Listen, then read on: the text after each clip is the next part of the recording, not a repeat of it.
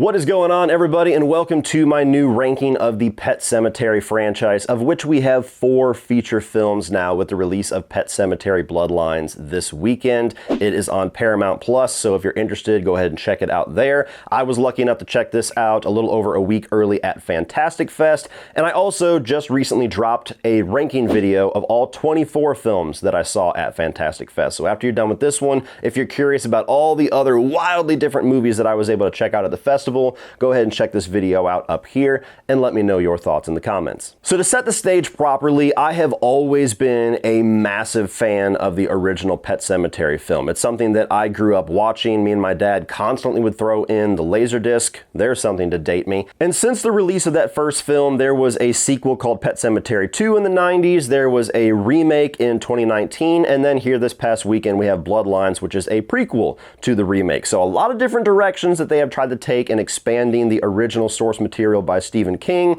and we'll say a lot of different varying degrees of success. You know, sometimes dead is better, and sometimes these movies suck. But really quickly before we dive into the various stories of Ludlow, if you are one of those people that unfortunately brought back a dead relative and now you need them to keep those youthful looks to avoid suspicion, definitely check out the sponsor of today's video, Geology. Well, after 7 years of reviewing and discussing films online, one of the first casualties has been my skin. Stress wrinkles, more pronounced crow feet from late nights of editing and watching movies, even these lines on my forehead from scrunching it up reading troll comments. What did you say? But luckily, I've been able to implement a great skincare routine that is not only effective but very easy by using Geology. Geology is a 26-time award-winning skin, hair, and body care company with over 7,000 5-star reviews. And they create simple and effective skincare routines that are customized just for you. Their products are built around just a handful of powerful proven ingredients that have been trusted by dermatologists for decades. Because at the end of the day, skincare is science and shouldn't feel like a gamble.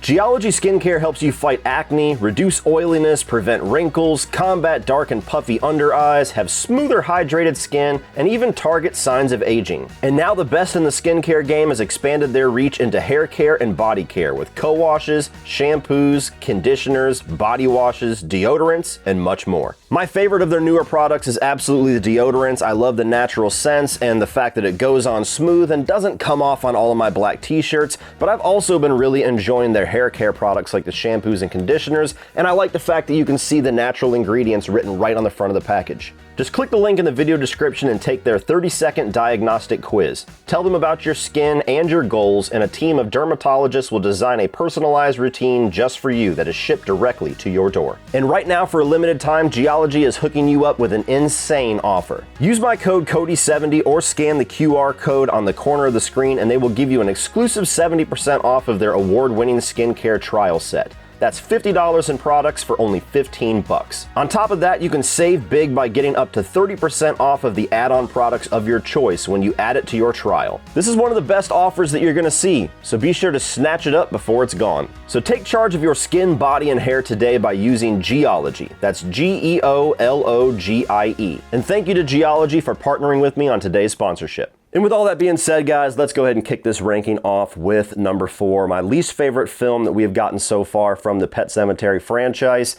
And unfortunately for me right now, it's going to be Pet Sematary Bloodlines. This was a movie that from the time they announced it, I didn't have a whole lot of faith in it. I'm somebody that the vast majority of horror prequels I'm not a big fan of because they all kind of have the same pitfalls. They have a story that they're trying to expand that most people really weren't asking to be expanded, didn't really have a whole lot of lingering questions that needed to be answered, and more times than not, the answers that they are giving you are not as interesting as the different things that multiple fans of the movie are kind of coming up with in their heads. I think that the imagination and the uncertainty and the ambiguity is almost always more interesting than a definitive answer.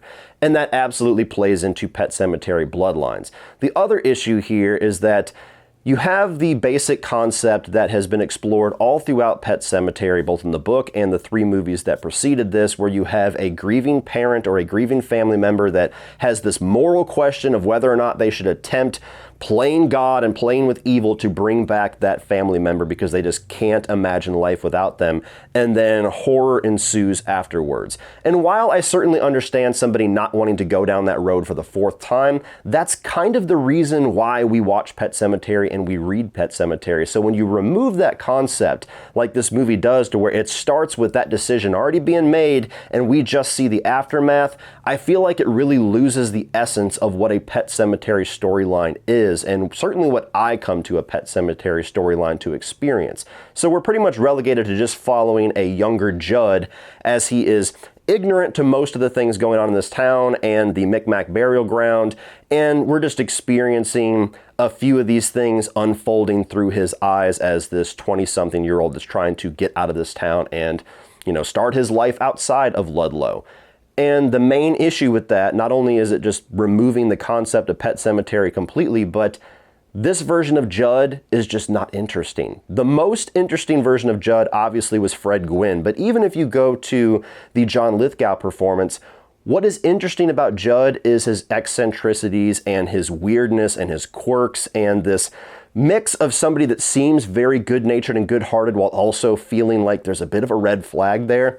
And we just get none of that from this version. He's just such a vanilla character with no personality, no quirks whatsoever, to where you could have named him anything. Nobody would have asked any questions, but like, that seems like Judd. Why is he named Bill? They would have been like, oh, it's fucking Bill. And beyond that, the movie kind of decides to, the director in a Q&A kind of gave context to it that there were certain pieces of the source material as far as the lore of Pet Sematary that she wanted to change and kind of give her own spin on it. And I didn't really like that. I don't think most hardcore fans of King or Pet Sematary are going to like that, although I appreciate the fact that she executed her vision. And she did direct the movie very well. I will say that as the main positive. And so the elements that I was at least holding on to of maybe we'll explore that finally in this movie, and that'll be what'll make this stand out, we didn't even get that. And so it's watchable. It's fine. Like, I could rewatch this and be just fine. It's not something that I hate, but it's just the most vanilla and generic, and though I don't like saying this word, the more pointless entry in this franchise. Coming in at number 3 by a razor's edge is Pet Sematary 2, and I have never really liked this movie. It is batshit wild, it is campy and weird and goofy and off-kilter. It is such a tonal shift from the rest of this franchise. Very similar to how you had Tobe Hooper make the first Texas Chainsaw and then went in a totally different direction that's much more goofy and campy and humorous in Texas Chainsaw 2. Very similar kind of paths from Pet Sematary to Pet Sematary 2. But what gives this the leg up over Pet Sematary Bloodlines is at least this tried something different. At least this has some bold, different ideas, and it certainly stands out and is more memorable than Pet Sematary Bloodlines. So while I would probably say on paper this is a worse film than Bloodlines because of just what I want a Pet Sematary movie to be, I have to give just a little more credit that it stands out and it's just not so vanilla and forgettable. You have an interesting cast here with Edward Furlong and Clancy Brown and a few others. Clancy Brown is a lot of fun if you get into the vibe of the movie. He is very over the top. And I always like seeing the younger Edward Furlong. Back in the day, he was a huge talent up and coming, that it's a shame that his life and career went the way that it did.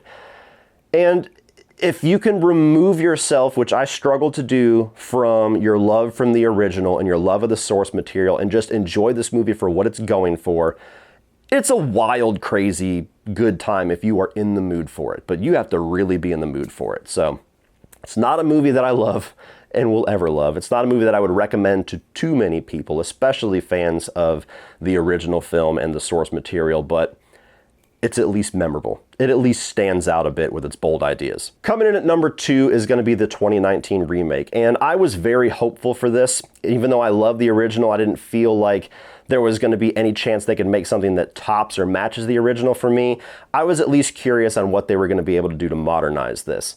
And it's very professionally made. It's a slick production. It's shot well. They hire some top-notch actors. I mean, you got John Lithgow, one of the greatest actors of all time, playing Judd. But for some reason, because this movie is so much more professionally made and slicker and looks better and has a lot more prestigious talent behind the camera and in front of the camera, that kind of removes all of the personality from the original and removes all of the quirks and all of the weirdness and all of the unique aspects that has made that movie so iconic. And so you end up with a movie that just feels very studio, modern, and generic and forgettable because of that. Like, it's fine.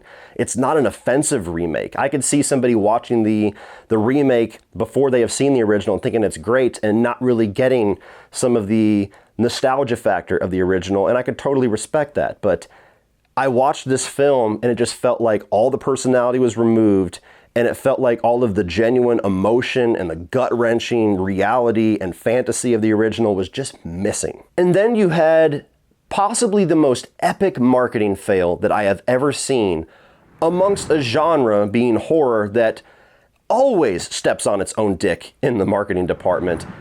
And I'll never understand what dumb fuck approved the decision to have the poster and the trailer that they released for this movie. So, spoiler alert, if you have not seen the remake and you're actually intrigued on watching it and for some reason have waited 4 years to watch it, but they swapped the kids as far as who dies and who survives. So in the source material in the original film, it was Gage, the baby brother, and then you had the older sister that was the surviving character that kind of had the shining or some shit. In the remake, they swap it and they make the older sister the one that gets killed by the truck and Gage survives. And that only works as something interesting to do for pre-established fans of Pet Sematary. If you don't know the source material, if you've never seen the original film, that means nothing to you.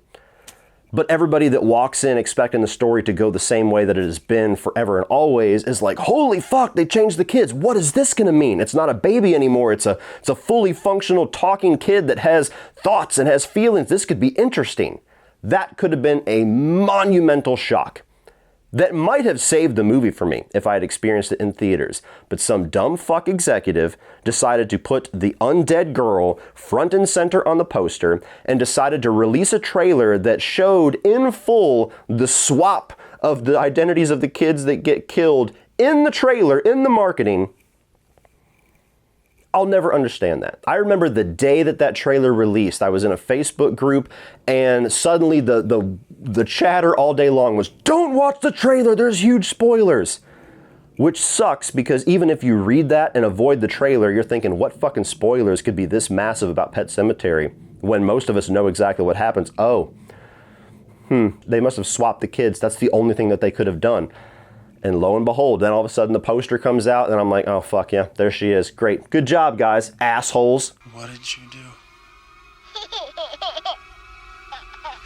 What did you do? So while this is a movie that's fine, it's a movie that I do own, it's a movie that I have not rewatched since theaters, it's a very forgettable, empty movie that when I think of it, the only emotion that I have is anger towards the marketing. Ruining something that genuinely could have been a really cool experience for a Pet Sematary fan. But then of course you have number one, the original film by Mary Lambert, and this is a top 5 horror film for me. I know it's not for many people, but it's a movie that is so important to me that it terrified me as a kid, and as I've gotten older, it's actually gotten scarier. Now that I'm a father and I have my kids and I start thinking about what that would actually be like if I was in that situation, and certain scenes in the movie where, you know, Lewis digs up Gage's dead body and it just shows him holding his son's corpse in the cold and he's just rocking him back and forth. That stuff chills me to my bone. To where when people ask me what's the scariest movie of all time, that is my answer, because that to me is the scariest scenario I could ever think of. I'll deal with Regan and Freddy and fucking the xenomorphs all day long. Do not put me in that situation. That is my own circle of hell. So that alone makes this movie very special to me, as it's one of the few horror movies out there I can genuinely say terrifies me in more ways than one. The other way being Zelda. Fuck that bitch. Never get out of bed again. Never get out of bed again. But I just love everything about this. I love the old school 90s style to it. It has almost like a TV quality to it, which I think actually makes it creepier, as well as the cast. You get a lot of shit for the guy that was cast as Lewis because he was a TV actor, and I think that he gives a really good performance. I'm kind of on an island with that. Miko Hughes as Gage is really adorable, and then he's really fucking creepy and disturbing later on. You got Fred Gwynne as Judd, one of the best horror characters of all time for me, and one of the most just... You're never going to top that casting. You could recast Judd 25 times. It's never going to match what Fred Gwynne brought to it. And even just the side elements like Pascal or Zelda or the nanny that hangs herself because she has cancer, like all these little elements that are probably a full chapter in the book and are just like a scene or a couple of scenes in the movie just add to that creepiness and that eeriness and that unsettling feeling that this movie brings. And it's one of those films that ends on a downer. It ends on a very sour note, but it's totally earned. And you kind of understand a guy losing his mind through everything that he has had to endure and still making the worst possible decision. So this, to me, one of my favorite, one of the most important films of all time for me. No film is ever going to have a chance, no matter how many Pet Sematary movies we have, at topping this one. But unfortunately, the 4 movies that we have gotten, this is the only one that I would really say is well done. So easily defaulted at number 1. Well, that's it for this one, guys. If you enjoyed that, please click over here to check out all of my 2023 new release reviews so far. I'm also going to put my ranking of all 24 films I saw at Fantastic Fest, and Bloodlines will be on there. Please check out Geology down in the video description below, and like and share and hit that subscribe button so you don't miss anything that comes out in the future. And as always, guys, remember, opinions are like assholes, but that doesn't mean you have to be.